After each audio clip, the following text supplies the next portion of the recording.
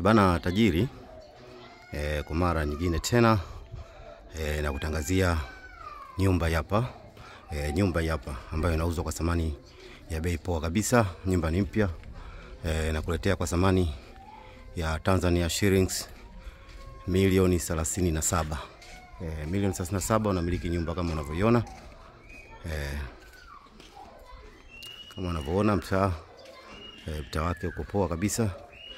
Hii nyumba imejengwa kwa ramani ya vyumba vitatu vya kulala.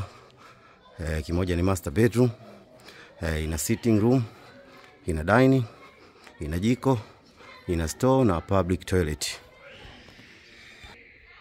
Yes, kama unavyoona nyumba imezungushiwa ukuta wa fence ambayo ukipandisha basi nyumba yote inakuwa ndani ya fence. Basi twende moja kwa moja na mimi dalali mtakatifu Mwambungu Broker, ni kuingize ndani. Kama unavyoona hili eneo parking, hapa gari mbili zina park.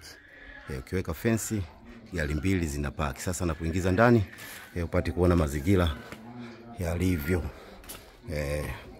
Ingilia mlango hapa wa sebuleni. Kama unavyoona mdau wangu, hii hapa ni sebule. Sebule yake ni kubwa kabisa mdau wangu. Kutoka sebuleni hii hapa ni dining. Hii hapa ni dining room. Kutoka kwenye dining hili hapa ni jiko mdau wangu. Hapo unajengea sehemu ya kupikia na kuosha vyombo. Toka hapo unaingia kwenye chumba cha kwanza ambacho ni single bedroom. Kutoka hapo unaingia chumba cha pili ambacho ni master bedroom.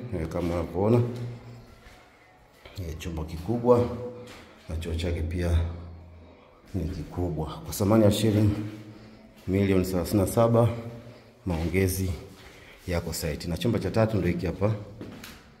Kama unavyoona chumba cha tatu, na hii hapa ni public toilet.